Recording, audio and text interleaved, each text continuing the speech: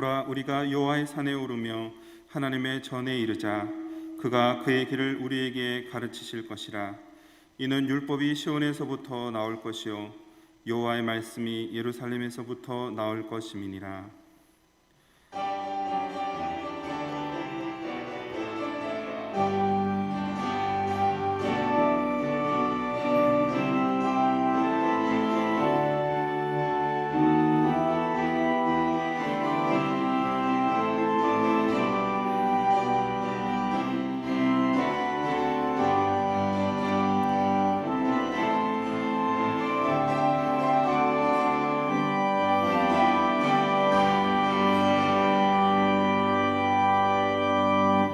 우리와 함께 하시는 아버지 하나님, 저희를 지난 한 주 동안 삶의 자리에서 눈동자같이 지켜주시다가 예배 자리로 불러주셔서 감사합니다.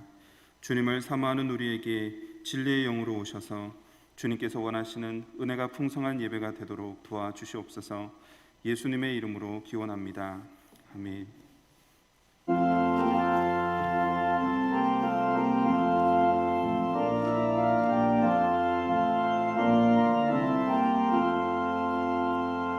즐겁게 안식할 날, 반갑고 좋은 날, 내 마음을 평태하니 즐겁고 기쁜 날, 이 날에 천하 만민 다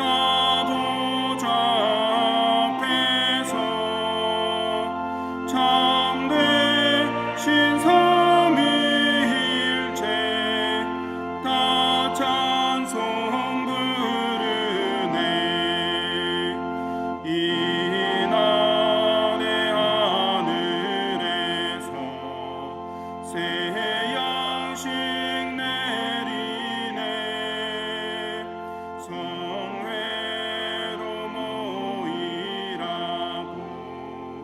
종소리 울리네.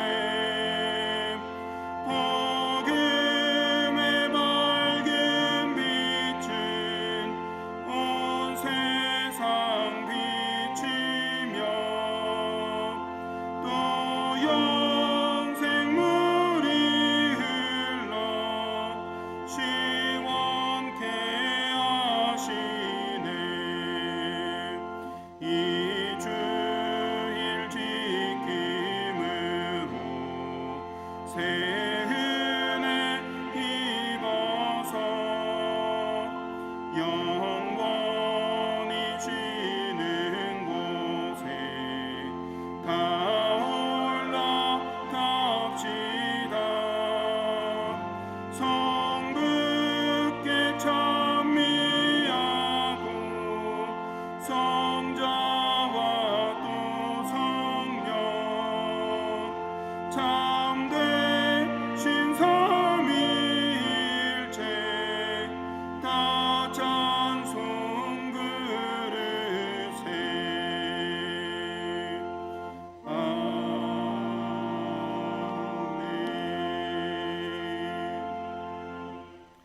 다 같이 우리의 신앙을 사도신경으로 고백하겠습니다. 전능하사 천지를 만드신 하나님 아버지를 내가 믿사오며 그 외아들 우리 주 예수 그리스도를 믿사오니 이는 성령으로 잉태하사 동정녀 마리아에게서 나시고 본디오 빌라도에게 고난을 받으사 십자가에 못 박혀 죽으시고 장사한 지 사흘 만에 죽은 자 가운데서 다시 살아나시며 하늘에 오르사 전능하신 하나님 우편에 앉아 계시다가 저리로서 산자와 죽은 자를 심판하러 오시리라. 성령을 믿사오며 거룩한 공예와 성도가 서로 교통하는 것과 죄를 사하여 주시는 것과 몸이 다시 사는 것과 영원히 사는 것을 믿사옵나이다. 아멘. 성문으로 나아가라 나아가라, 백성이 올 길을 닦으라.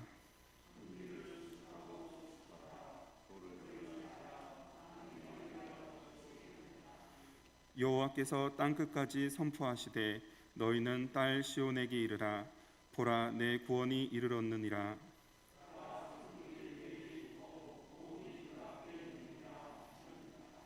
사람들이 너를 일컬어 거룩한 백성이라, 여호와께서 구속하신 자라 하겠고,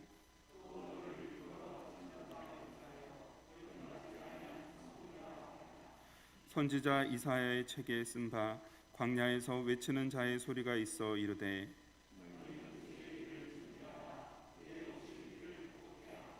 모든 골짜기가 메워지고 모든 산과 작은 산이 낮아지고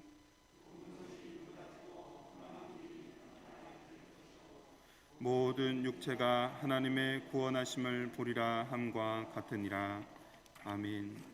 이제 우리의 주인 되신 하나님께 우리의 죄를 다 같이 고백합시다. 은혜로우신 하나님, 허물 많은 우리를 사랑하사 인간의 몸을 입고 이 땅에 오신 아기 예수님을 기다리는 대림절을 맞이하게 하시니 감사합니다. 흑암의 세력에 갇혀있는 우리들의 삶에 오늘도 빛으로 오셔서 구원의 하나님을 바라보게 하시고 찬양과 경배를 드리게 하시니 더욱 감사합니다. 그러나 끝이 보이지 않는 전염병은 점차 우리를 무력하게 하였고 마침내 소망 되신 주님을 바라보지 못한 채 두려움과 절망 속에 놓이게 되었습니다. 또한 눈에 보이는 탐욕만을 쫓아가느라 말씀을 거부하며 살았습니다. 주님, 우리를 불쌍히 여기시어 모든 죄와 허물을 용서하여 주옵소서. 예수님의 이름으로 기도드립니다. 아멘. 이제 나와 하나님만이 아는 죄를 침묵으로 참회합시다.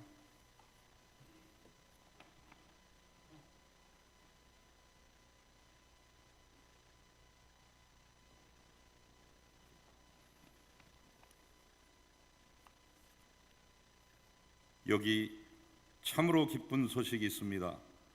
우리가 죄인이 되었을 때 주님께서 우리를 위해 죽으심으로 우리를 향한 주님의 사랑을 확증하셨습니다. 십자가에 달리심으로 그리스도가 되신 예수님의 이름으로 우리가 용서받았음을 확신하십시오. 주님의 사랑에 감사와 사랑을 드립니다.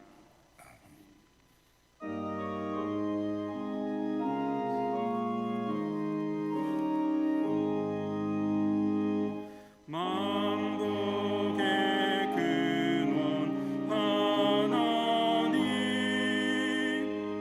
온 백성 찬송 그리고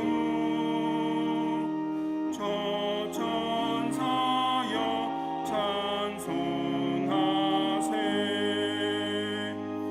찬송 성부 성자 성령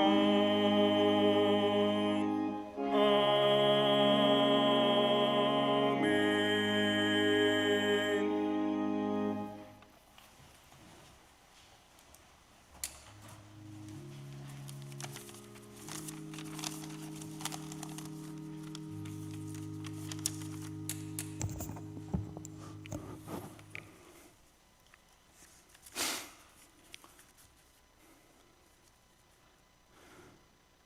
저희들 삶의 길이요 진리요 생명이 되시는 주 여호와 하나님 아버지, 지속적으로 일상을 위축시키고 삶을 지치게 만들어가는 코로나 바이러스 전염 속에서 또 송암교회의 안전과 성도들의 건강을 지켜주시니 감사드립니다.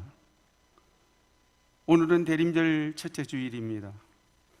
변함없이 주일을 허락하시어 일상으로부터 잠시 쉼을 얻게 하시며 송암교회 성도들이 한마음으로 주님을 향해 사모하게 하시니 감사드립니다.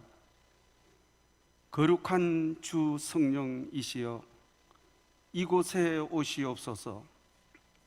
이 시간 일상 속에서 가졌던 복잡한 생각과 무거운 마음들을 다 내려놓고 오직 정결한 마음과 맑은 영으로 우리 주 여호와 하나님을 진정으로 영접하게 하옵소서. 기쁨과 감사로 드리는 찬양과 경배가 하늘나라를 감동시키며 영원한 진리의 말씀이 저희들의 부족한 삶을 진정으로 느끼게 하고 변화시키는 은혜로운 예배 시간이 되게 인도하옵소서. 창조 섭리 속에 맺어지는 주님과의 교제의 소중함과 든든함을 늘 간직하게 하시며 감사하는 마음을 갖는 것이 평범한 일상이 되게 인도하옵소서. 주님, 저희들은 나약하고 무지몽매한 인간입니다. 그러나 주의 은혜로 이 땅에 주의 영광을 더 높이고 주의 뜻을 이루는 일에 즐거운 마음으로 참여하게 하옵소서. 늘 깨어있게 하시며 하늘의 지혜를 구하고 그리스도인의 본분과 사명을 실천하는 일에 담대한 용기와 기쁨으로 임하게 인도하옵소서. 주님, 저희들은 살아가면서 여러 가지 모습의 시련과 환난들을 만나게 됩니다.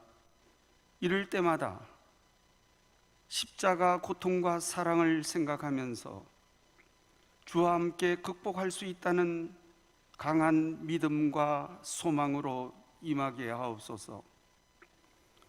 일상 속에서 누구를 만난다거나 익숙지 못한 상황에 처했을 때도 선악을 올바르게 구별할 수 있는 지혜와 명철을 주시옵소서.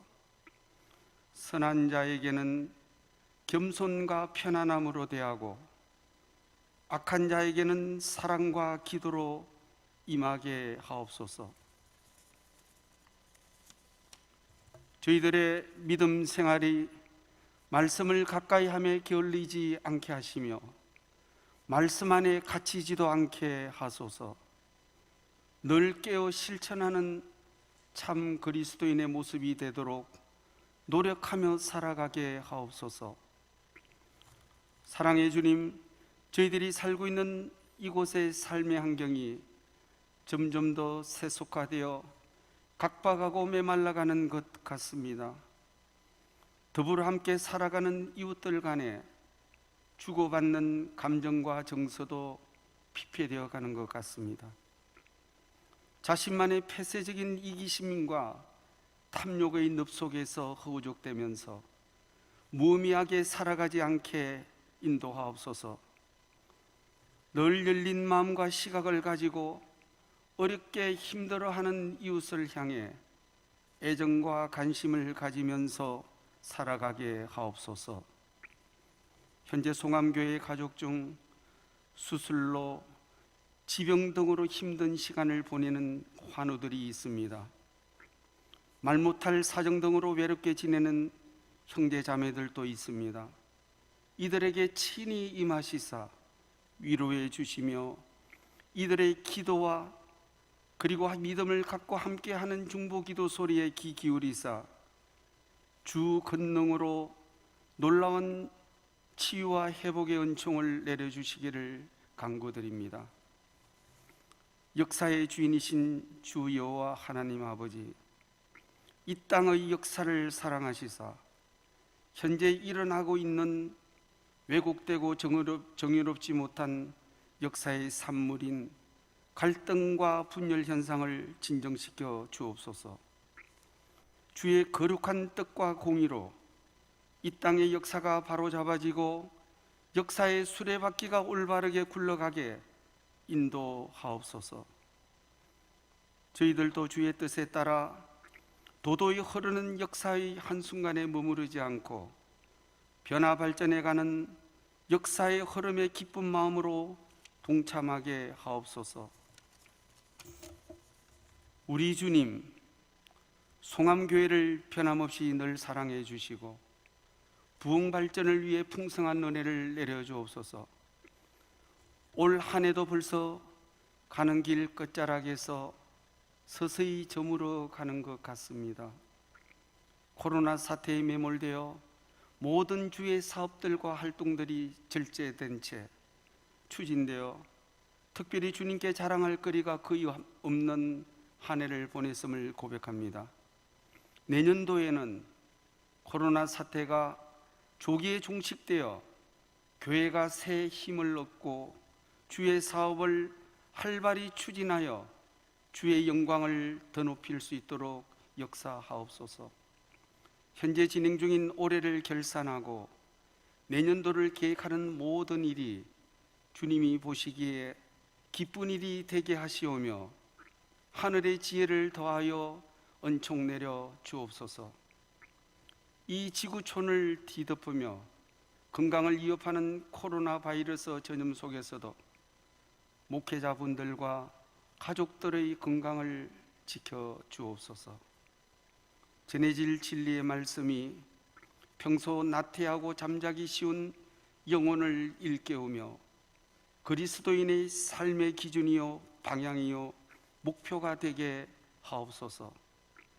성가대의 준비한 찬양을 기쁘게 받으시며 송암교회 성도들 모두의 마음이 되게 하옵소서. 예배 시종을 주님께 맡기오며 예수님의 이름으로 기도드립니다. 아멘.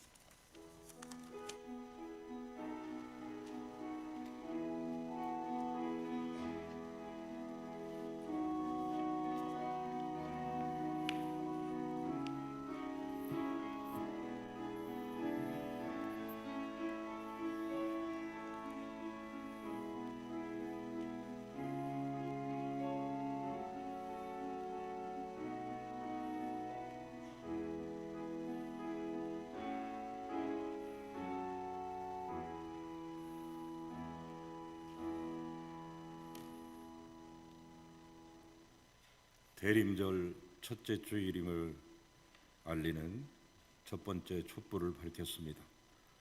이 대림절 기간에 주님의 다시 오심을 사모하면서 더 건강하시고 더 복되고 경건한 아름다운 삶을 살아가시는 여러분 모두 되시기를 간절히 소망합니다. 샬롬.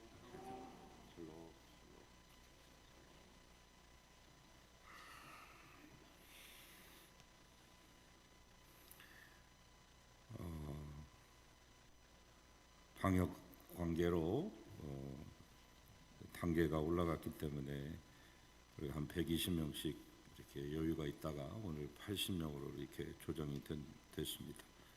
뭐 이런 게 여유롭지 않은데도 또 용기를 내셔서 함께 이 자리에 오신 여러분, 또 가정에서 다른 분들에게 양보하기 위해서 함께 예배하고 계시는 모든 분들, 또 병상에 계시는 모든 분들에게 하나님의 은총이 함께 하시기 바라고 건강하시기 바랍니다. 이번 주 전교인 성경 통독은 예배소서 6장이 되겠습니다. 이번 주에 수능과 취업을 앞둔 고3 수험생들 목요일에 시험을 치르게 되는데 19명의 명단이 주보 뒷면에 기록되어 있습니다. 기도해 주시기를 바랍니다. 강단의 꽃꽂이 신청을 계속 받고 있습니다. 대림절 묵상집이 나왔습니다. 마라나타 어서 오십시오 주 예수님이라고 하는 타이틀을 가지고 교단에 속해 계신 목사님들이 심혈을 기울여서 묵상집을 만들었습니다. 목회실에 마련했으니까 필요하신 가정들 신청하시고 가져가시기 바랍니다. 연말당에 계속 이어집니다. 기도해 주시기 바라고 나오미 총회 2부 예배 후에 모이시겠습니다. 한 가지 알려드릴 것은 교회에서 모일 때는 간단하게 모이시고 마스크 꼭 쓰시고 음식물은 섭취하지 않으시고 섭섭하더라도 그렇게 마치고 돌아가셨으면 좋겠습니다. 청년 축제 한 달 전부터 준비했는데 이번 주 주일 오늘 오후 2시에 예배당에서 유튜브로 실시간 송출하면서 축제를 보내게 되었습니다. 우리 청년들을 축복하시기 바랍니다. 이번 화요일에 월삭 새벽 기도회로 5시에 이 자리에서 뵙겠습니다.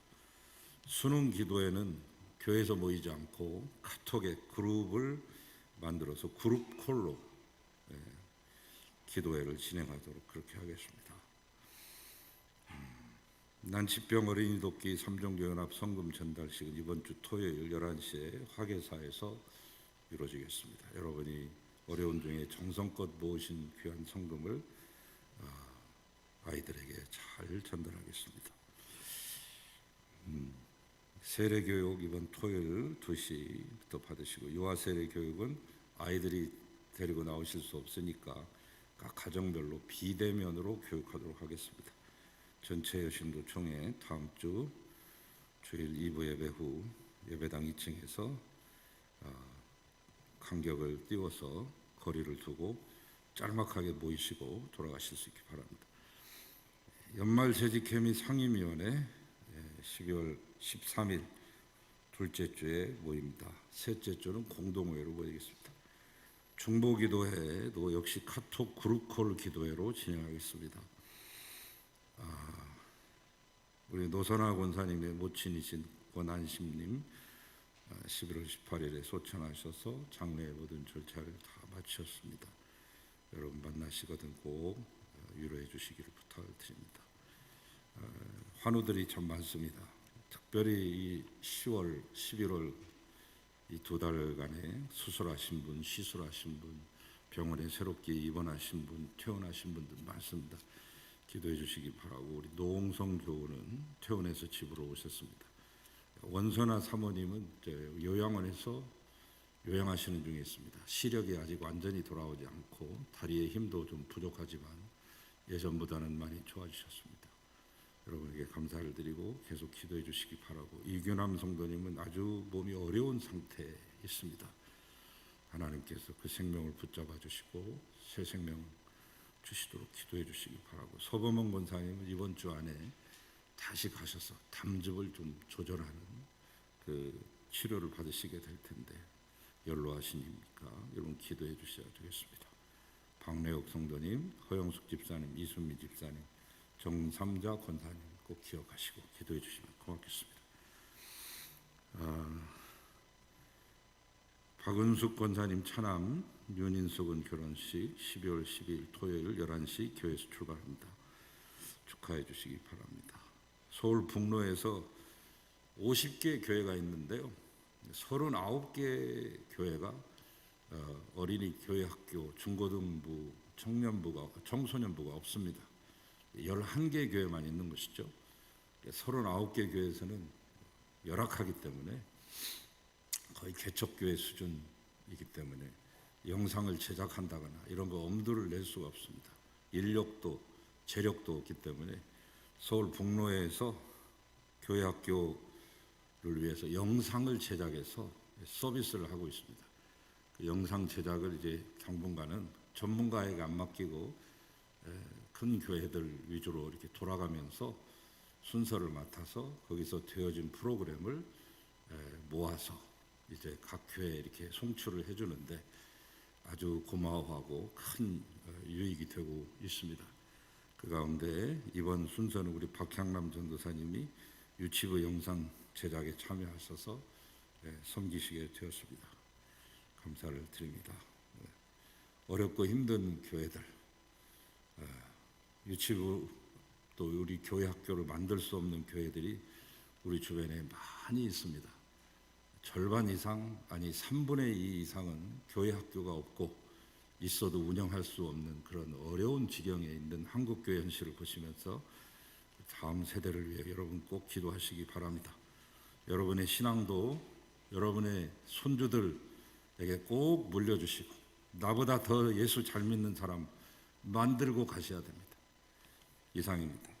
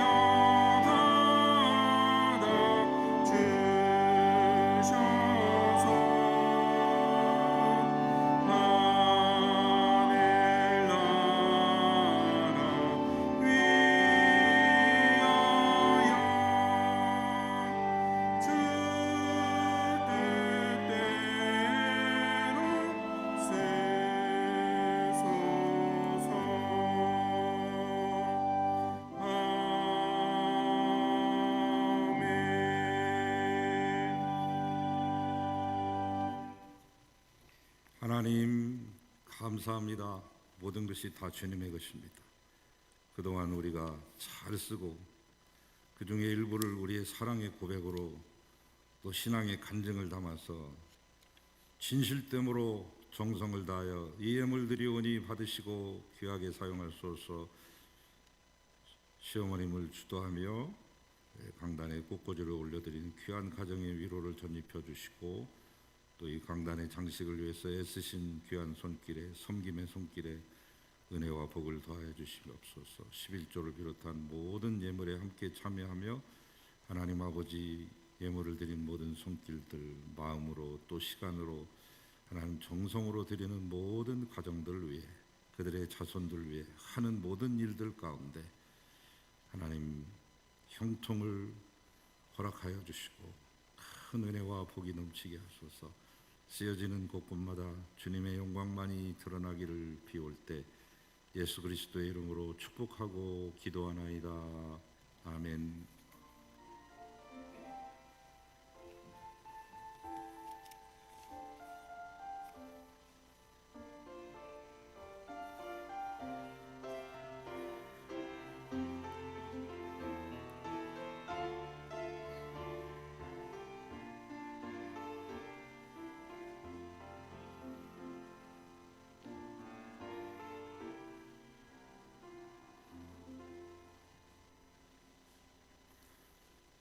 이제 하나님의 말씀을 받겠습니다. 오늘 우리에게 주시는 하나님 말씀은 마태복음 11장 13절에서 19절까지의 말씀입니다. 제가 봉독하겠습니다. 모든 선지자와 율법이 예언한 것은 요한까지니 만일 너희가 즐겨 받을진대 오리라 한 엘리야가 곧 이 사람이니라. 귀 있는 자는 들을지어다. 이 세대를 무엇으로 비유할까? 비유하건대 아이들이 장터에 앉아 제 동물을 불러 이르되 우리가 너희를 향하여 피리를 불어도 너희가 춤추지 않고 우리가 슬피 울어도 너희가 가슴을 치지 아니하였다 함과 같도다. 요한이 와서 먹지도 않고 마시지도 아니하매 그들이 말하기를 귀신이 들렸다 하더니 인자는 와서 먹고 마심에 말하기를 보라 먹기를 탐하고 포도주를 즐기는 사람이요 세리와 죄인의 친구로다 하니 지혜는 그 행한 일로 인하여 옳다함을 얻느니라. 아멘. 주님의 말씀입니다.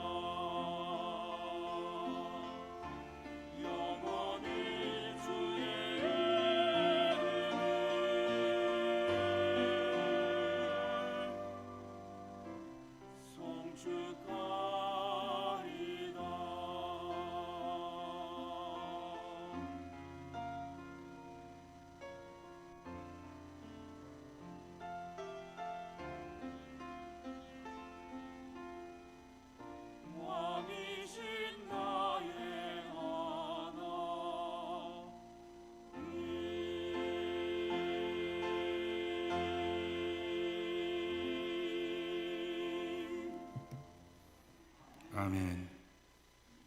할렐루야. 아버지 하나님, 찬양과 경배를 홀로 받으소서. 찬양 올려드린 위태원들, 또 반주한 귀한 자매들 위에 은혜 주시기를 바라고, 이 찬양에 함께 마음으로 찬양하는 사랑 모든 성도님들에게 은혜를 더하여 주시옵소서. 부족한 종 주의 말씀 감히 운반하오니 도와주시옵소서. 예수님 이름으로 기도합니다. 아멘. 이런 얘기가 있습니다. 17세기에는 남성을 발견하고 19세기에는 여성을 발견했으며 20세기에는 어린이를 발견했고 21세기에는 이제 노인을 발견했다. 그런 말이 있습니다만 아니나 다를까 요즘 전부 보면 각 나라의 문화가 어린이 중심의 문화로 이미 정착되었습니다. 어린이들을 즐겁게 해주는 각종 문명의 이기들이 너무나도 많이 생산되고 있습니다. 하다못해 동네 아이들끼리 모여서 하는 운동 경기에도 마치 무슨 국가대표라도 되는 양 모든 각색 유니폼을 다 갖춰 입히기도 하고 어린이들이 정말 천국 같은 생활을 하고 있습니다. 음악적인 도구랄지 체육적인 기구랄지 학용품들이 너무나도 훌륭하게 발달되어 있습니다. 아마 80세 이상 아니 6.25 세대들은 아마 생각하실 것입니다. 만약 내가 이러한 시대에 태어났다면 얼마나 좋았을까 하고 저도 어릴 때가 생각이 납니다. 장난감이라야 뭐 별다른 게 없고 막대기 2개 가지고 놀았습니다. 자치기라고 하는 놀이죠. 큰 막대기를 가지고 작은 막대기를 튕겨서 튀어오른 그 막대기를 멀리 쳐서 보내는 그런 놀이죠. 놀 게 있어야죠. 가지고 놀다가 이제 실증 나면 사금팔이 깨진 거 가지고 둥글게 갈아가지고 손가락으로 툭툭 튕기면서 땅 따먹기 놀이하고 아니면 편편한 돌 가지고 다른 돌 넘어뜨리는 망각이라도 하고 비석치기라고 하고 제가 있었던 지방에는 막자 맞추기라고도 했습니다. 그런 정도 놀았습니다.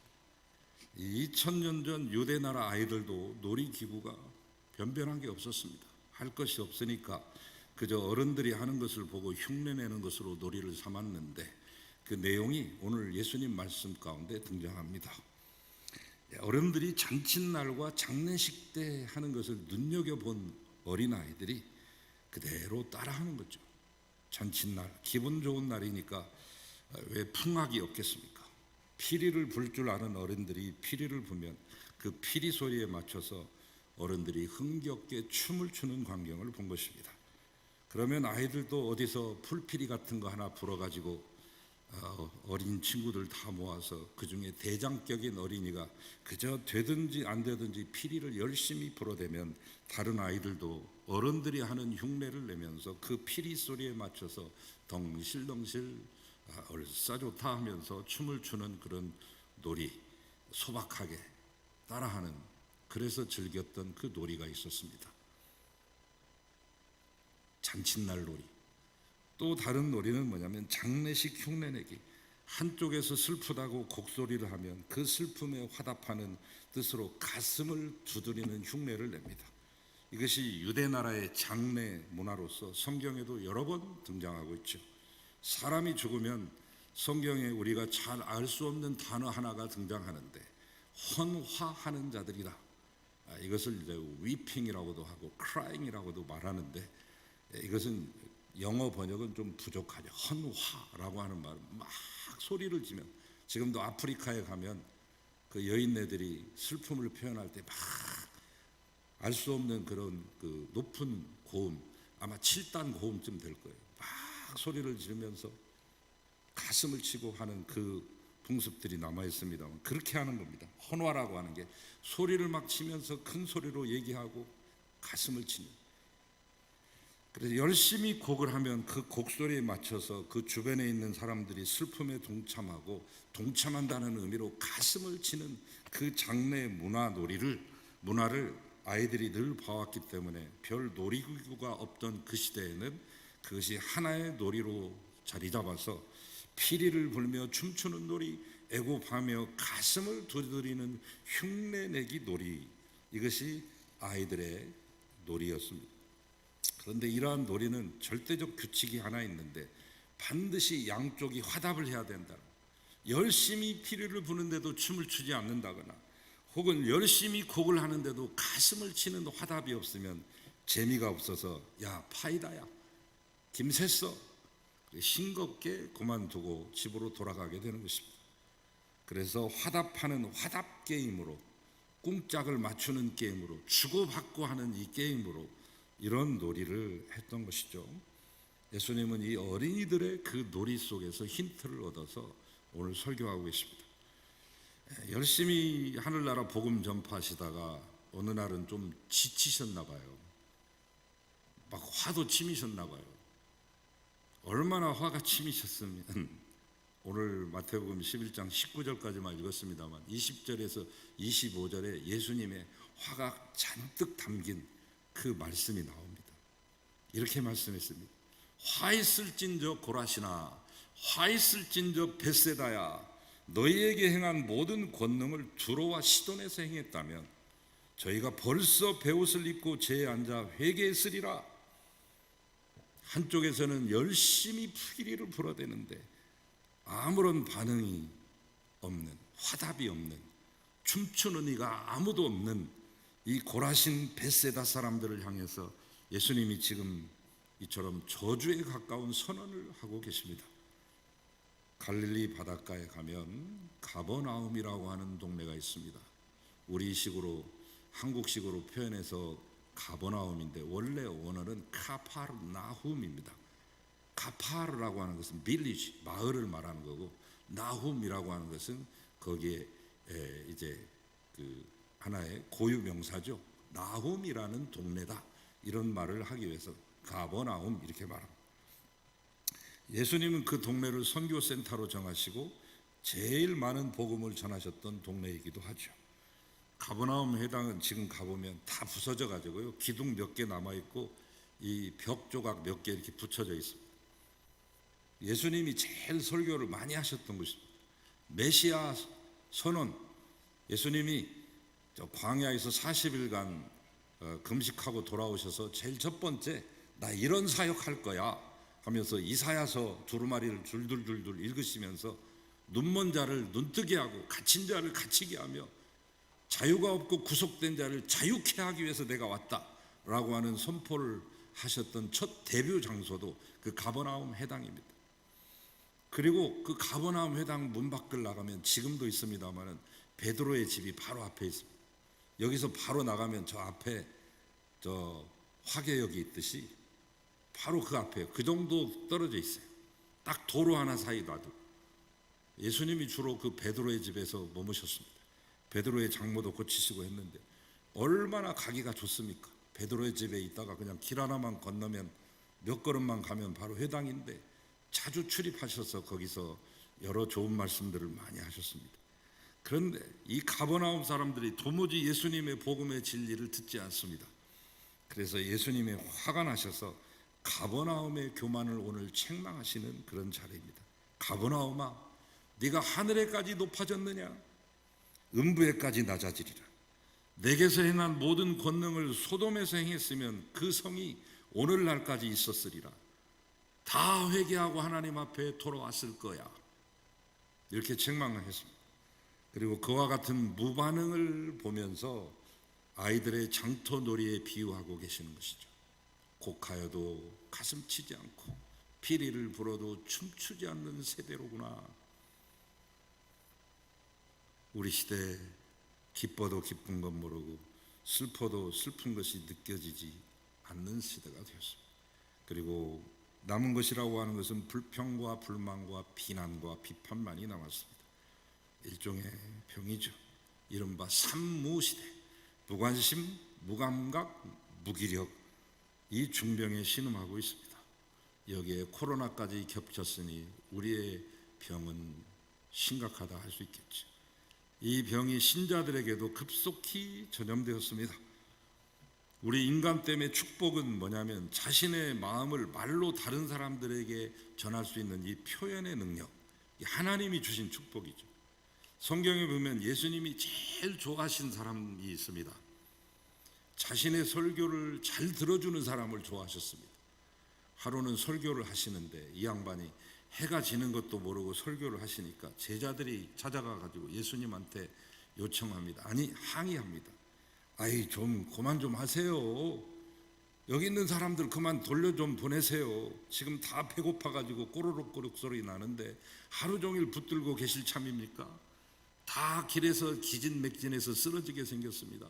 돌려보내소서 그랬습니다. 집단 반발했습니다. 제자들이. 이제 좀 그만 좀 하라고. 예수님은 당신의 말씀을 들어주는 청중이 너무나 고맙고 예뻐서 계속 말씀하시죠.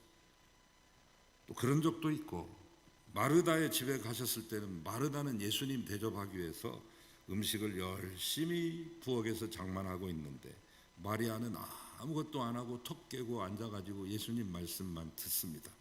그때 예수님은 말씀 듣는 마리아를 칭찬하시면서 이렇게 말씀하시죠. 주방 쪽을 바라보면서, 야 마르다야, 음식 한 가지만 하면 돼, 그만해. 그러면서 마리아에게 너는 참 좋은 몫을 택했다. 그래서 예수님이 가장 좋아하시는 일은 진리의 말씀을 경청하는 사람들을 놓고 말씀하실 때 제일 신나셨어요. 그때가 제일 행복하셨습니다.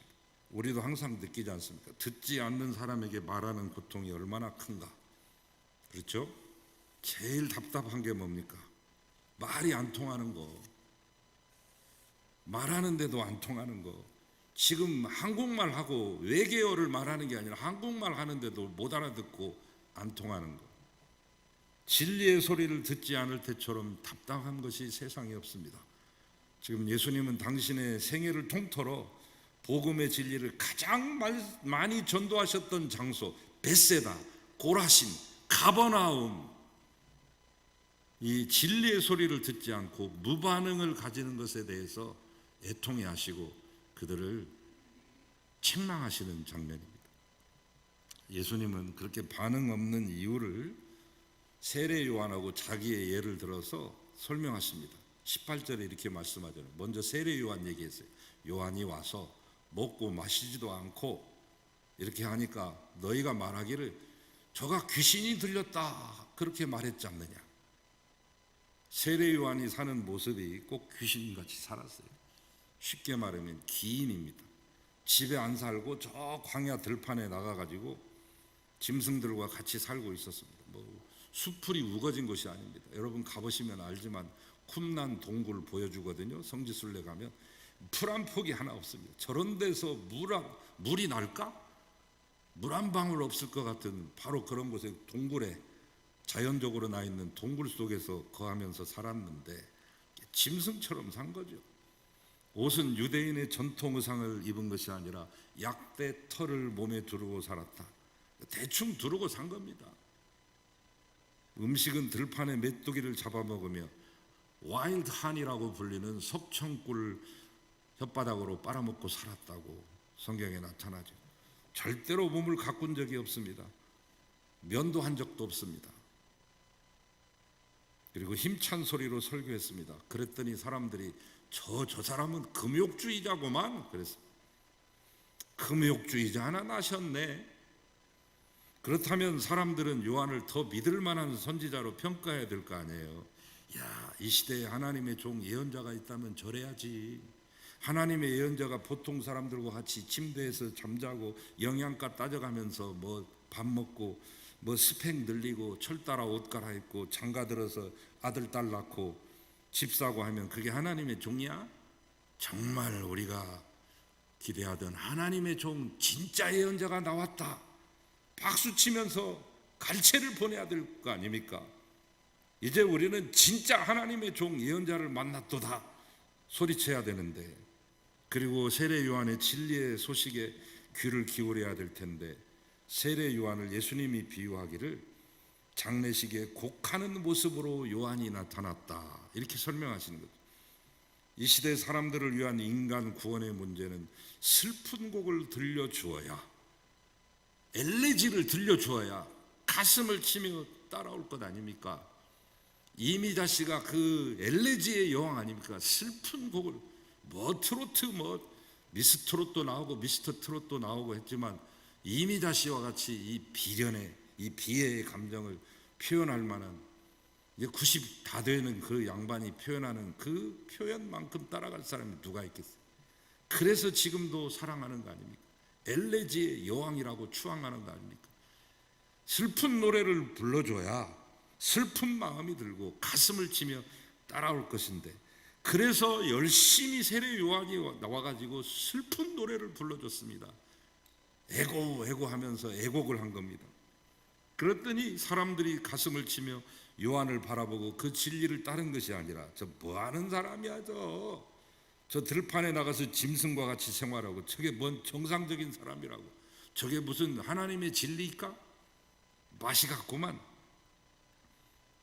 구원의 진리의 소리를 다 배격하고 화답하지 않습니다. 귀신 들린 거지에 미친 소리다, 이렇게 평가했습니다. 저놈의 거지가 무슨 예언자랍시고. 요한이 와서 슬픈 노래 불렀으나 사람들이 가슴을 치지 않았다, 그 뜻입니다.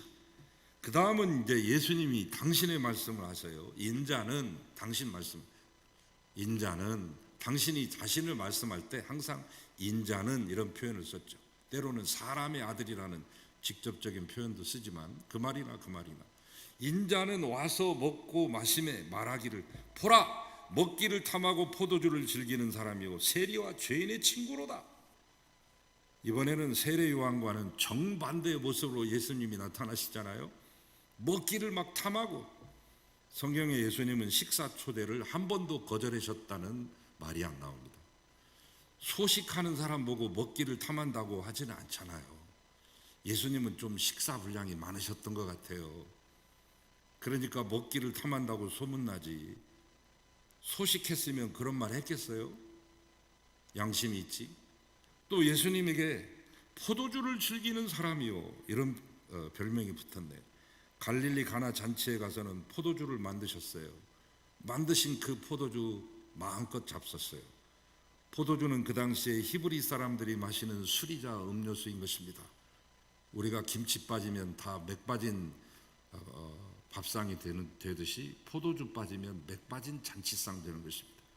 예수님은 세례 요한과는 정반대로 잔치집 피리 부는 사람으로 등장합니다. 요한은 애곡을 했고 나는 피리를 불어댔다. 그러한 반응이 그들에게 보여졌는데 사람들이 말하기를, 참 먹기를 탐하는 자로구만. 무슨 예언자라고 하는 사람이 먹는데 그렇게 관심이 많아. 앉기만 하면 저렇게 굶주린 사람처럼 개걸스럽게 먹어대고 뭔 걸신이 들렸나. 포도주를 마시고 또 데리고 다니는 사람들은 고상한 사람들과 친구들이 됐으면 좋은데 시시껄렁한 친구들 아니야. 사람들을 우르르 데리고 이리 갔다 저리 갔다. 뭐 저런 사람이 예언자고 저런 사람이 하나님의 아들이라고. 걸신 들린 자, 식충이, 주태백이, 술주정뱅이라고 하는, 미치광이라고 하는 그런 표현이 예수님을 따라다녔습니다. 세례 요한이 동물과 같이 광야 들판에서 살았는데 예수님은 정상적인 생활을 하셨습니다. 요셉이 하는 목수일을 도와서 돈도 벌었습니다. 대문짝 등어리에다가 짊어지고 산송처럼 짊어지고 직접 집에다가 택배 배달도 했습니다. 세포리스까지 가서 로마 군사들이 많이 사는 의정부나 동두천 같은 그런 도시, 대도시가 옆에 있어서 예수님이 직접 수선한 의자도 들고 가서 배달도 해줬습니다. 집에서 자고 일어나며 정상적인 의복 입고 사셨으며 사람들 만났습니다. 만나는 사람들의 종류도 다양했습니다. 세리와 죄인의 친구로다 할 만큼 누구도 예수님 앞에 다가갈 수 있는 친근한 생활을 하셨죠. 세례 요한을 금욕주의자로 봤다면 예수님을 세속주의자로 본 겁니다. 더구나 제자들을 불러서 공동체 조직하고 가론유다 임명해가지고 재정부장 시켜가지고 돈 관리하게 합니다. 뭐 하나님의 아들이라는 사람이 저딴 짓을 하고 다녀. 뭔 정치 행위를 하나? 뭐 지가 교주야? 헌신하는 여인들을 칭찬하며 그런 사람들을 더 만들어가는 이 작업을 암암리하시고, 그 사회에서는 평가가 아주 나쁜 막달라 마리아와 같은 여자가 항상 그 주변에 들끓고 있으니, 그랬더니 사람들은 저게 무슨 선지자라고, 아니 우리만 또 못하구만. 그래서 예수님을 배척하게 된 것이죠. 여러분, 사람은 무슨 소리를 어떻게 들었느냐에 따라 인생이 결정됩니다. 정몽주 어머님의 성함은 안 나와 있어요. 역사에 영천 이씨신데, 그분이 정몽주한테 한 수 시조를 읊어주시죠. 까마귀 싸우는 고래 백로야 가지 마라. 성낸 까마귀 흰빛을 세워나지. 청파에 소위 씻은 몸을 더럽힐까 하노라. 어머니가 아들에게 신신당부했습니다. 야, 너는 이 나라의 최고의 학문을 연구하는 학자 아니냐. 왜 그렇게 정치의 뜻을 두고 거기 가서 자꾸 몸을 더럽히려고 그래. 글을 쓰고 시를 읽거라. 가지 말거라. 갔다가 그날 밤 선주교에서, 원래 선지교입니다. 나중에 선주교가 되죠. 이 선주교에서 이방원이를 만나서 이방원이 하여가를 부르잖아요. 이런들 어떠하리 저런들 어떠하리 만수산 드렁치기 얽혀진들 어떠하리. 그러니까 정몽주가 단심가로 응답하잖아요. 이 몸이 죽고 골백번 죽고. 그 말을 안 들으니까 이방원이가 때려 죽였습니다. 그래서 죽은 그 자리에, 피 흘린 자리에 이 대나무가 나왔는데 빨간색 피나무가 올라와서 선지교가 그 후로 선주교라 불리우게 되는. 여러분, 가지 말라고 하는데 갔다가 정몽주가 화를 당합니다. 국민들이 어떤 소리에 귀를 기울이냐에 따라 민족의 운명이 결정됩니다. 바른 소리, 정음, 하늘의 소리, 하늘의 우레소리를 듣느냐, 가짜 소식, 유언비어를 듣고 행동하느냐에 따라 여러분의 운명도 달라지고 국가의 운명도 달라지고. 불행은 들을 만한 소리가 없는 것이 불행입니다. 듣지 않아야 될 것을 듣는 것도 불행이지만 들을 만한 소리가 없는 것이 더 큰 불행입니다. 무슨 소리를 듣고 우리가 그 소리를 따라가야 될 건가? 어느 소리에 우리가 귀를 기울일 건가? 프랑스가 18세기 전쟁에 패하고, 그때는 프러시아였죠. 독일의 이름이 전쟁에 패하고 프랑스의 지배 아래 들어가게 됩니다. 그때 베를린 대학의 교수였던 요한 페이테라고도 합니다. 피테, 원어 발음으로 하면 피테. 이 사람이 독일 국민에게 고함이라고 하는 글을 썼습니다. 독일 국민에게 고한다. 우리가 작금의 프랑스의 노예같이 식민지처럼 살고 있는데 우리가 해야 할 일이 이때 무엇인가? 온 세상을 피로 물들게 했던 우리 독일 국민들이 세계 앞에 해야 될 일은 무엇인가? 그러면서 그는 교육의 중요성과 재건을 부르짖죠. 여기에 영향을 받아서 페스탈 로치 같은 사람도 뒤를 잇습니다만은, 그래서 온 국민이 이 피테의 소리에 귀를 기울음으로 독일이 재건의 기틀을 마련하게 됩니다. 덴마크에 그룬투비 기념교회가 있습니다. 이 덴마크가 도저히 살 길이 없을 때 그룬투비 목사가 하나님 사랑하고 사람을 사랑하고 흙을 사랑하자, 이것이 우리 덴마크가 살 길이다, 이렇게 소리치니까 사람들이 그 소리를 들었어요. 그래서 한때 덴마크는 지상 천국이라고 하는 찬사를 받기까지 합니다. 그의 자극을 받은 자가 있으니 유달령 박사요, 우리나라의 김용기 장로가 아닙니까? 유달령 박사 동양의 덴마크를 만들겠다고 국민 재건 운동에 힘썼습니다. 이 흉내를 낸 것이 새마을 운동입니다. 새마을 운동하고 국민 재건 운동은 격이 다릅니다. 군사 집권을 했던 사람이 나중에 약조를 어겨가지고 뒤엎어버리는 바람에 이 유달령 교수가 하려고 했던 덴마크 같은 그 나라, 그 꿈꿨던 그곳에 이르지는 못했지만, 그러나 적잖게 영향을 받았던 새마을 운동으로나마 그만큼 우리는 경제 발전을 또 이룰 수도 있었죠. 어떤 소리를 듣느냐, 그리고 그 소리에 어떻게 반응하느냐에 따라 운명이 달라집니다. 그런데 진리의 피리 소리를 거절했던 유대인은 메시아를 사형수로 처벌하는 영원한 죄를 짓습니다.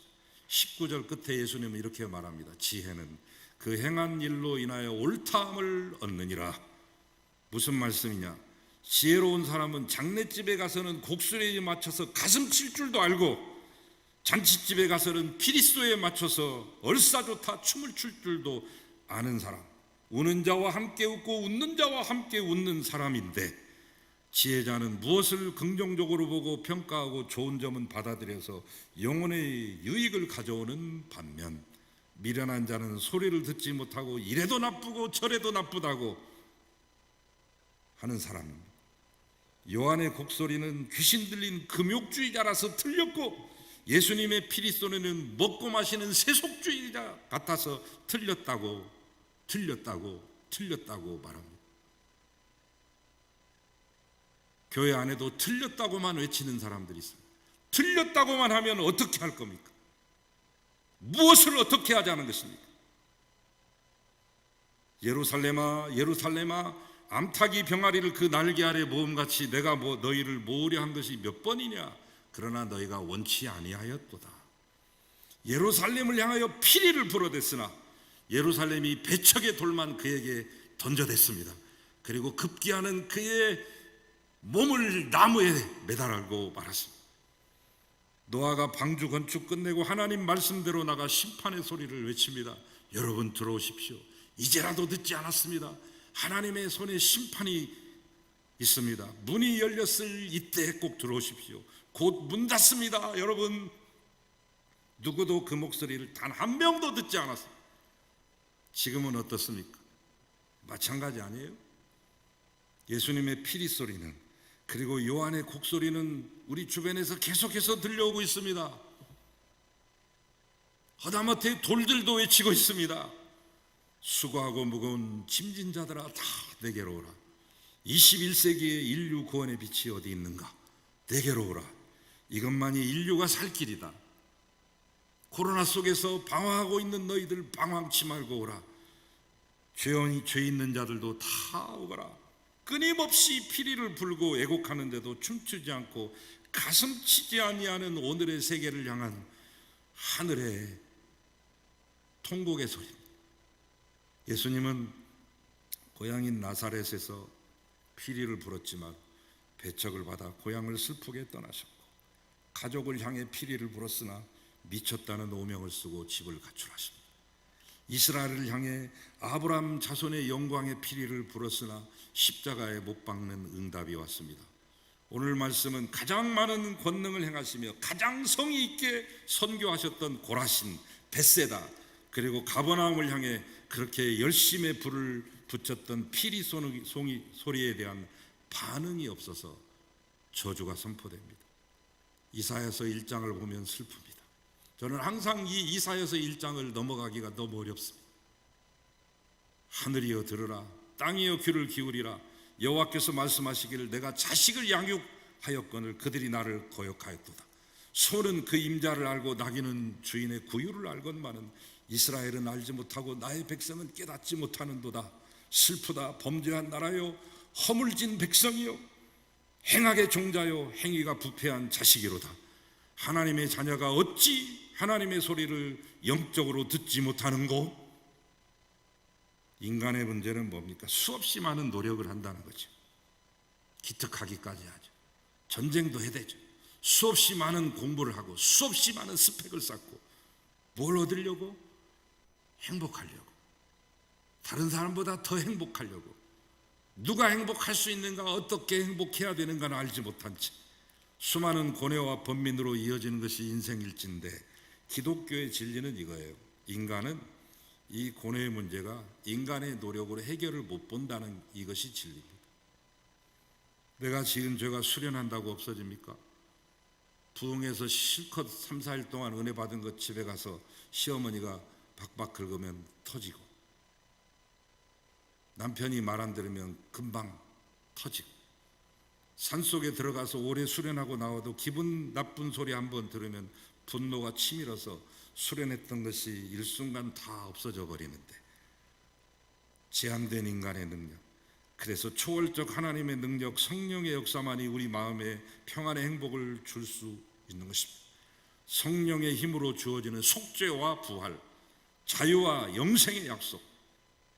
그래서 속죄의 믿음을 가진 자, 하나님의 사랑에 대한 확신이 있는 자, 영원히 갈 곳이 준비된 자, 자기의 몸 바친 곳을 믿음 안에서 찾은 그 자가 행복한 것입니다. 그래서 교회는 이런 사람 만들기 위해서 필요한 것입니다. 그것 말씀하시고 그것 우리에게 주시려고 예수님께서 2000년 전부터 피리를 불었으나 반응 없는 군중에 주님은 실망하시고 맙니다. 주님은 우리 앞에서 나를 향해 지금도 피리를 부십니다. 춤을 좀 추라고.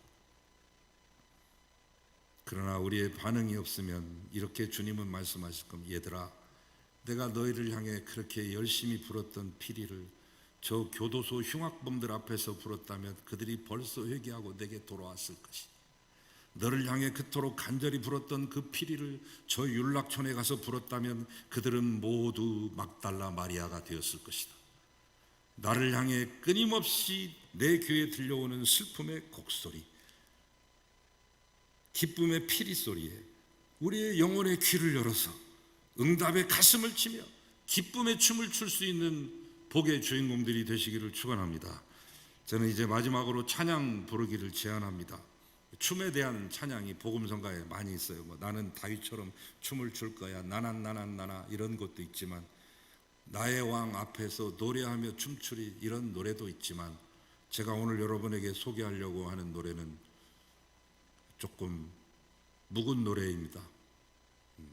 184년 전? 182년 전에 나온 차량, 1848년에 아일랜드의 민요 같은 것인데, 이게 이제 넘어오면서 1963년도에 복음성가화 됩니다. 아일랜드 민요 가락에 복음성가화 됩니다.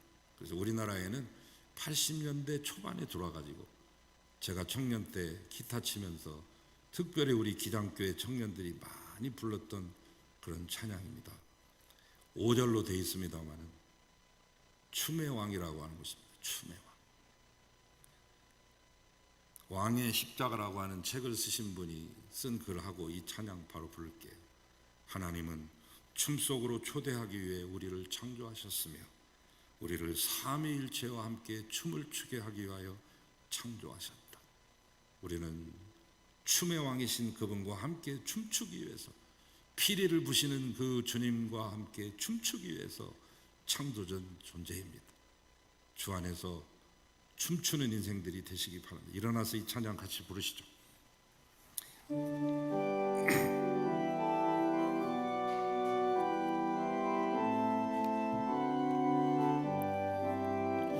이 세상이 창조되던 그 아침에 나는 아버지와 함께 춤을 추었다. 내가 베들레헴에 태어났을 때도 하늘에 춤을 추었다. 춤춰라 어디서든지 힘차게 멋있게 춤춰라. 나는 춤의 왕 너 어디 있든지 나는 춤 속에 너 인도하련다. 높은 양반들 위에 춤을 추었을 때 그들 초라다 흉보고 비웃었지만 어부 위에서 춤을 추었을 때는 난 따라 춤을 추었다. 춤춰라 어디서든지 힘차게 멋있게 춤춰라. 나는 춤의 왕 너 어디 있든지 나는 춤 속에 너 인도하련다. 안식일에도 쉬지 않고 춤췄더니 높고 거룩한 양반들 화를 내면서 나를 때리고 옷을 벽에 매달았다. 십자가에 못 박았다. 춤춰라 어디서든지 힘차게 멋있게 춤춰라. 나는 춤의 왕 너 어디 있든지 나는 춤 속에 너 인도하련다. 높은 십자가에서 피를 흘리면서 춤을 계속해 추기란 힘이 들지만 끝내 땅속에 깊이 묻힌 이후에도 난 아직 계속 춤춘다. 춤춰라 어디서든지 힘차게 멋있게 춤춰라. 나는 춤의 왕 어디 있든지 나는 춤 속에 너 인도하련다.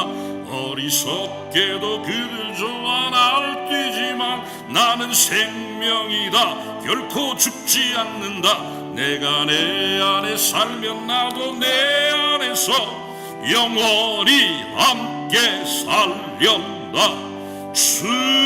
춤춰라 어디서든지 힘차게 멋있게 춤춰라. 나는 춤의 왕 어디 있든지 나는 춤 속에 너 인도하련다. 이제는 당신 안에서 춤추게 하기 위하여 우리를 창조하신, 그리고 춤의 왕이신 성부 성자 성령 삼위일체 하나님의 은혜와 사랑과 교제하심이 주님의 피리 소리에 맞춰 신나게 힘차게 이 세상에서 춤을 추며 주님의 귀한 천국에 거하게 될 사랑하는 모든 성도님들과 이 땅 위에 이제로부터 영원히 함께 하시기를 간절히 축원하옵나이다. 아멘.